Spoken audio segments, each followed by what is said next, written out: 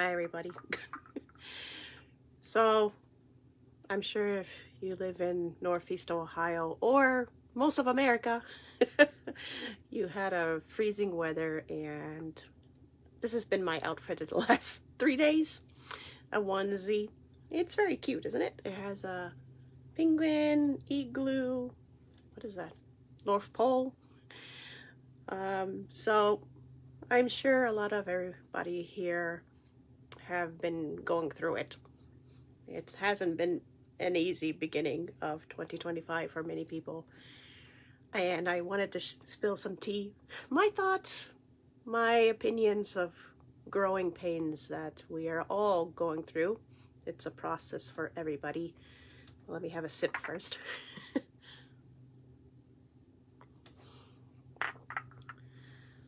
You know, this week was a little challenging for me because I was so frustrated yesterday finding a big gash in my car, on my car, in the front, and I was like, wow, this continue of just, I don't know, carelessness that I see going around everywhere. People just not caring about anybody but themselves, and it's just being so aggressive, so angry, just rude. That little rude. And it's not just people, it's just everywhere, organizations, parties, whatever you want to say. It's just I will take as much as I can from you. And this attitude I find very stressful, unpleasant, and not fitting with my values. I try not to do this to other people, but definitely they have done it to me. And I'm sure many of you feel this way too, that people have taken advantage of you in many ways. And it could be close family members, people you really love, to complete strangers. So, but I wanted to tell you a story, kind of related to what we are going through, if you can think of it that way. So, I was a cheeky child. I had an attitude. I believed that I could do whatever I wanted to do because why not? You know, our parents are very forgiving of your behavior, so you can do whatever you wish. So let me tell you a story. This was in kindergarten. Now I don't know if this is still common, but in kindergarten where I live, they had nap time. And I don't know why. I guess it was this lack of funding in my school, is that they did not provide any cots or beds for children. So your parents had to provide something for you to sleep on. And my family, they wanted all of us to sleep in sleeping bags on the floor. And my family, we are just from Europe, so camping, at least from where I'm from, was rare, and it's expensive, especially when you have multiple children. Me and my sister, my mom was like, we don't go camping. So what she ended up giving us is she gave both of us a bath rug. And if you know what the bath rug, it's a big furry rug that you put in the bathroom, and it's just flat. No pillow, no blanket, no nothing. It's a So I remember in kindergarten that when nap time came, it was a break for the teacher. Everyone had their sleeping bags, and I was sitting on a rug. And I hated that. I really hated that because I did not, first of all, I don't sleep on the floor. I did not want to sleep on a bath rug. I didn't have a pillow or a blanket. And at that time, I had many issues with my health, so I always had stomach aches. So during this time, I was not feeling good anyway. So I would go to the teacher and say, "Teacher, I have a stomach ache." And the teacher's like, okay, go to the nurse. So I would visit the nurse, and the nurse was so nice to me, and she would give me crackers and milk, and I got to lay on the couch, and I was just, paying attention to what was going around the office. It was exciting. So I had a very good relationship with the school nurse, and it was frequent. I would do this frequently, go to the nurse for visits. This one time, it didn't work out as I planned because I was rubbing my eye quite a bit. It was probably allergies, and it turned red. So the teacher actually saw me with my red eye, and she's like, "Oh my God, you should go to the nurse." And I was like, "Okay, I am going to the nurse." So I went to the nurse, and she's like, "Oh, you have pink eye. I have to call your mother." And I was like, "What? You have to call my mother?" So she called my mother, and they had a back and forth discussion, and eventually the nurse passed the phone to me, and I picked it up, and my mom was like, "Allah, I know this morning you were okay, and the nurse is telling me that you have a red pink eye and they want to take you home. But I cannot. I have an important meeting right now, so you'll just have to stay there and wait." And I was like, "Okay, Mom, no problem." But my nurse was so insistent because it's her job to prevent, contagious infections. So she volunteered to take me home. And I remember going back to the classroom. It was during the nap time, of course, and collecting my bag. And the school had an open concept. So there were no walls between classrooms. They only had shelves and whatever. So my sister was in the next room on her rug. And I remember walking happily by her classroom looking for her. And my sister sitting on the rug, and she was like, the look of shock, because she couldn't believe that I was leaving. So, okay, let me have a sip of tea. So I went home, and my grandmother was there, and she's Polish, so she couldn't speak English at the time. So she asked me in Polish, "Dlaczego przyjeżdżasz domu? Ala, Ala, why are you home?" And I said, "Babcia, Grandma, I have pink eye, Grandma." And I remember the nurse talking very slowly to her, and she said, "She has pink eye." And my grandma was just rolling her eyes, because she's like, okay, she has, pink eye. And of course my sister came home, and she's like, "How did you get home so early?" And I said, "I'm just sick and I get to go home early." So I took advantage of that. I took that advantage because it was available for me to be able to be treated well at the nurse's office. And I still remember when I grew up, I remember running into the nurse at the grocery store. I was in my 20s already. And I was with my mother, and the nurse says, "Hey, Alicia, how are things? How are life treating you?" And my mom would ask me later, like, how did that nurse remember your name? And I was like, "Well, maybe I made a lot of visits." So yeah, so as a kid, as any young kid, we have that natural instincts just to get what we want and take advantage of what we want. I still remember another situation. It was a bit older. I was maybe 8 or 9 years old, and in my school, they provide raffle prizes. So if you did well, your teacher gave you a raffle ticket, and they put it in a bowl, and once a month during assembly, they will pull the ticket, and you get free pizza with the principal. And I don't know how I did this, really.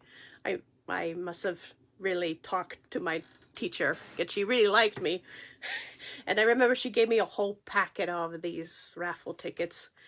And during our study period, instead of doing my homework, I was filling my name out on this raffle and putting it all into my grade bowl. I think it was like half of it was me in that bowl. And I remember the first time they pulled my name and I got free pizza. And I remember the principal going around the table and asking each student, what did you do to, get this ticket? And he comes to me and I'm like, I don't know, I'm just a good student. But it became a repetitive because I guess they didn't clean out the bowls, so I had it 2 or 3 more times after that, and every time my sister was like, how how did you do it? So I stuffed the raffles because why not? It took advantage of that. So, of course, as I got older, I became more mature. I became, I guess, my mother taught me to, to treat myself not good, but also respect other people and not take advantage of other people. So, during these events that we see today, I I really feel like that we don't, or many people don't mature more than the age of 5 years old. And we continue to relive our past lives, and maturity levels have stayed at a very low level. Um, so, we are going to go through a major life lesson as a collective of people of this world, because life is not like, should not work like that. You grow, you mature, and the fact that we are catering to people who have not grown, who are stuck at the infant age of 5 years old, and we are allowing them to tell us what to do, it's not going to last long. It's not going to be good for the community of this world. So we're going to go through major growing pains, and I like to think of it like, this is my prophecy. So my belief, what is happening is eventually it's going to blow up on us. And if you want to think of it in a analogy of this experience we're having, remember, we always have the cool kids and not so cool kids and the middle kids, And the cool kids we always admire because they got to do whatever they want. But eventually, because of their behavior, all of us were affected by their behavior. So I always remember, like, when there was always that cool kid who did something wrong, the teacher punished the whole group. So, I don't know, they were talking during class or whatever, skipping class, and the teacher would say, well, because some of you were misbehaving, you're not going out for your playtime. So we were all forced to sit in the classroom and they told us put our heads down for a good half an hour, 30 minutes, 60 minutes, because of someone else's behavior. So eventually, the rest of the classroom got frustrated with this behavior, and they go after these cool kids and say, stop doing that. Stop it. So my really belief what's going to happen in this world and in this country is that eventually all of us are going to get frustrated with the cool kids, and we're going to tell them to stop it, because we are all tired of being punished for their behavior. So I guess the moral of my tea time this time is to pay attention how you are responding to other people's behaviors, and look at them as a child.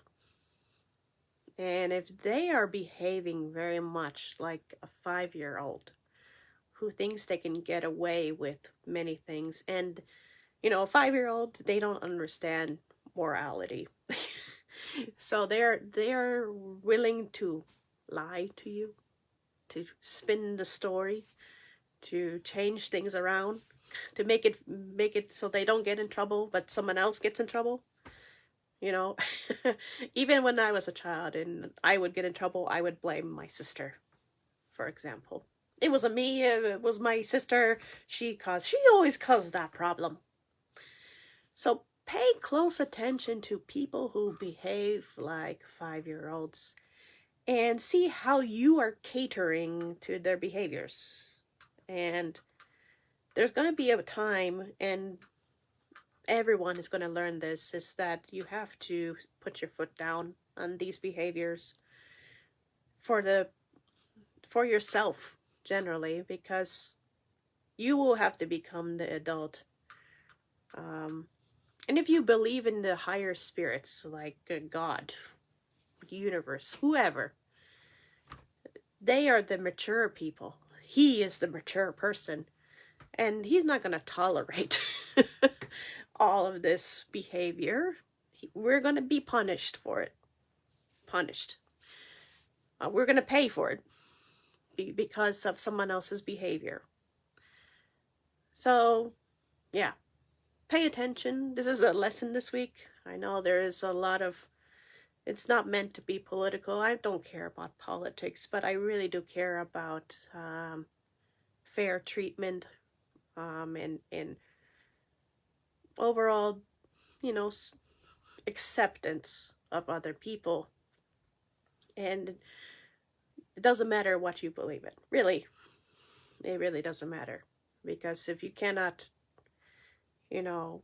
allow people to live their lives as they do, but at the same time not tolerating, you don't have to tolerate behavior towards you, but you have to do it in a mature way.